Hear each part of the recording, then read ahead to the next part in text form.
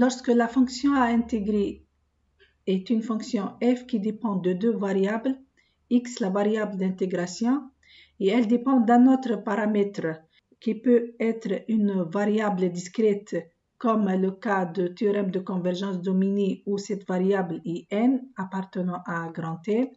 Et donc on a dans ce cas l'intégrale de fn de x d mu de x, comme elle peut être une variable contenue t qui appartient à un intervalle i.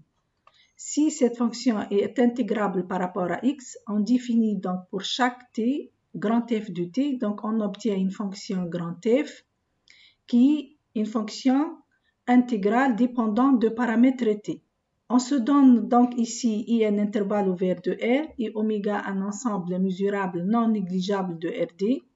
Donc soit f une fonction à deux variables, t qui appartient à l'intervalle i, et x la variable d'intégration qui appartient à oméga, à valeur complexe, donc à valeur dans C.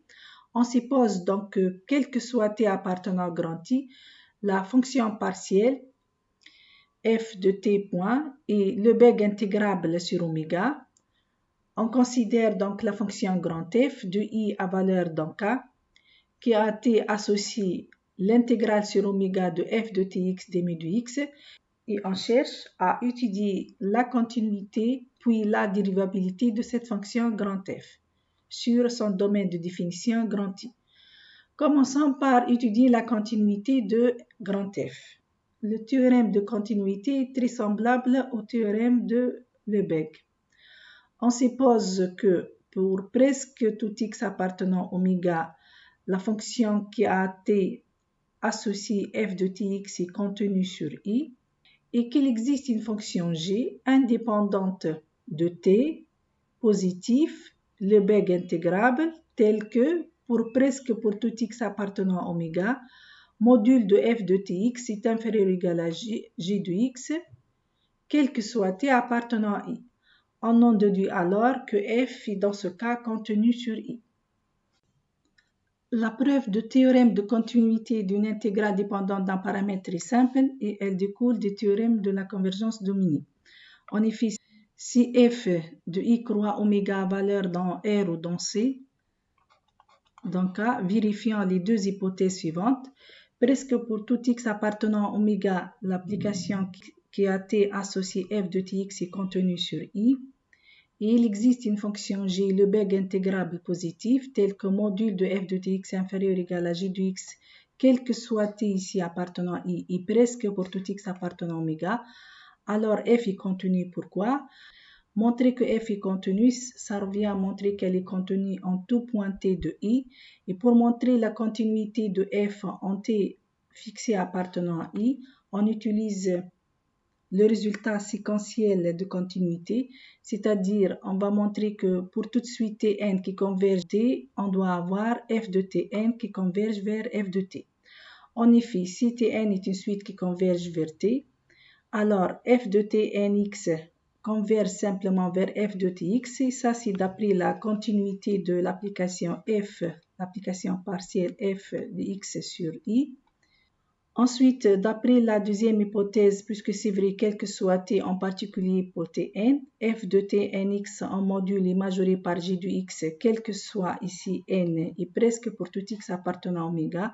D'après le théorème de la convergence dominée, on en déduit que la limite de l'intégrale est égale à l'intégrale de la limite, et donc on va avoir l'intégrale sur oméga de f de tnx, qui n'est autre que f de tn, qui converge vers l'intégrale de la limite qui est donc l'intégrale sur oméga de f de tx qui est égale f de t. On en déduit donc que f de tn converge vers f de t, d'où la continuité de grand F.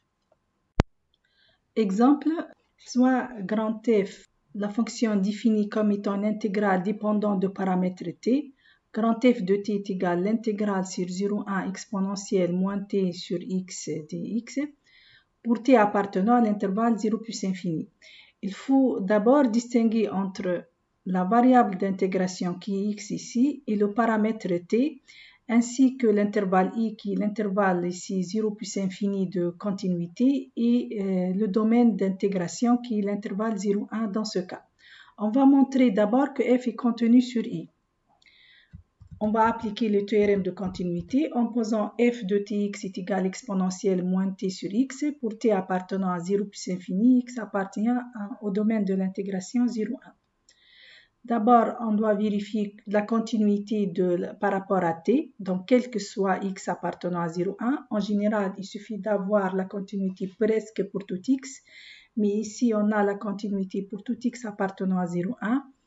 La fonction qui a t exponentielle, qui a t associée exponentielle moins t sur x est contenue sur i, sur l'intervalle 0 plus infini.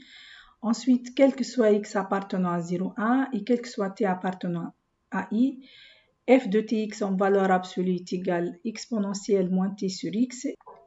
Et comme t positif, x positif, donc t sur x est strictement positif, et exponentielle moins un réel positif, c'est toujours inférieur à 1. Et la fonction constante qui vaut 1 et le beg intégrable sur 0, 1, on en déduit d'après le théorème de continuité que f est contenu sur i qui est égal à l'intervalle 0 plus l'infini. Pour la dérivation de la fonction grand f ou la dérivation générale sous le signe intégral, ici on utilise les mêmes notations que pour le théorème de continuité d'une intégrale dépendante d'un paramètre. On suppose que pour tout t appartenant à grand T, la fonction qui a x associée f de tx est le beg intégrable sur oméga. Cette hypothèse assure que la fonction grand f définie par grand f de t est égale à l'intégrale sur oméga f de tx demi de x soit bien définie sur tout intervalle grand T. On remplace ensuite l'hypothèse de la continuité de la fonction partielle par l'hypothèse de la dérivabilité. Donc, on suppose que pour presque tout x appartenant à oméga, la fonction qui a t associée f de tx est dérivable sur grand T. Et enfin, si on suppose qu'il existe une fonction g, le beg intégrable positif, qui domine non pas petit f, mais le module de la dérivée partielle de petit f par rapport à la variable t. Et ça doit être vrai, quel que soit t appartenant à grand T, et presque pour tout x appartenant à oméga. Alors, avec ces trois hypothèses, on en déduit que la fonction f est dérivable sur i et on a grand f' de t est égal à l'intégrale sur oméga de la dérivée partielle de la fonction petit f par rapport à t, quel que soit t appartenant à grand T. Et donc ici, on obtient sous ces trois hypothèses, la dérivée de l'intégrale est égale à l'intégrale de la dérivée. Comme application de théorème de dérivation, on va reprendre l'exemple de la fonction grand f définie par grand f de t est égal à l'intégrale sur 0,1 de exponentielle moins t sur x pour t appartenant à l'intervalle 0 plus infini. On a vérifié que cette fonction grand f est contenue sur i. On va montrer maintenant qu'elle est dérivable sur l'ouvert 0 plus infini. Pour appliquer le théorème de dérivation, il faut donc vérifier les trois hypothèses. La première, on doit vérifier que quel que soit t, la fonction qui a t associée f de tx est le beg intégrable sur 0,1. On a dit cette hypothèse pour assurer l'existence de la fonction grand f, mais ça c'est déjà fait puisqu'on a même vérifié que grand f elle est définie et elle est contenue sur i, donc en particulier sur l'intervalle 0 plus infini. La deuxième hypothèse, donc il faut vérifier que la fonction petit f est dérivable par rapport au paramètre t presque pour tout x appartenant à 0,1, mais dans ce cas, on a quel que soit x appartenant à 0,1, la fonction qui a t associée f de tx est égale à exponentielle moins t sur x, elle est dérivable sur en fait 0 plus l'infini, et elle est même de classe c infini sur 0 plus l'infini. Et de plus, la dérivée partielle de f par rapport à t, c'est la dérivée de exponentielle moins t sur x par rapport à t. Et cette dérivée, clairement, elle est égale à moins exponentielle moins t sur x. Et ça, c'est vrai, quel que soit t appartenant à l'ouvert 0 plus l'infini. Reste à majorer la valeur absolue de cette dérivée partielle par une fonction le beg intégrable indépendant de t. Mais si on fait comme on a fait pour la continuité, et on majore exponentielle moins t sur x par 1, on va avoir cette valeur absolue, elle serait majorée par 1 sur x. Mais la fonction qui a x associé 1 sur x n'est pas le beg intégrable sur 0,1. Donc, on ne peut pas utiliser cette majoration pour déduire que f est dérivable. Cependant, pour montrer que f est dérivable sur l'ouvert 0 plus infini, ça revient à montrer qu'elle est dérivable en tout point t de 0 plus infini. Mais chaque t strictement positif, il appartient à l'intervalle de la forme a plus l'infini avec a un réel strictement positif. Donc, montrer que f est dérivable sur l'ouvert 0 plus infini, ça revient à montrer qu'elle est dérivable sur tout intervalle de la forme a plus l'infini avec a positif.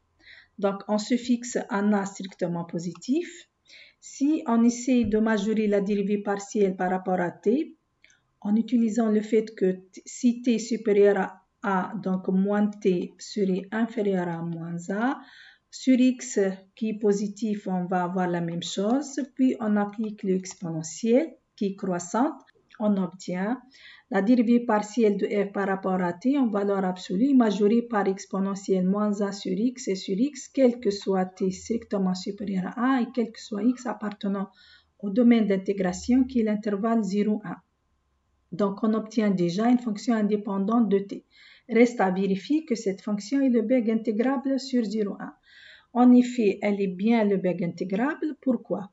Si on considère la fonction qui a x associée exponentielle moins a sur x, elle est contenue sur le sommet vers 0,1. Vérifions qu'elle est prolongeable par continuité en 0. Si on calcule la limite de exponentielle moins a sur x lorsqu'x tend vers 0 plus, c'est exactement la limite de y fois exponentielle moins y lorsque y tend vers plus infini en posant y est égal ici 1 sur x. Et on sait que la limite de cette fonction, c'est 0. Et donc,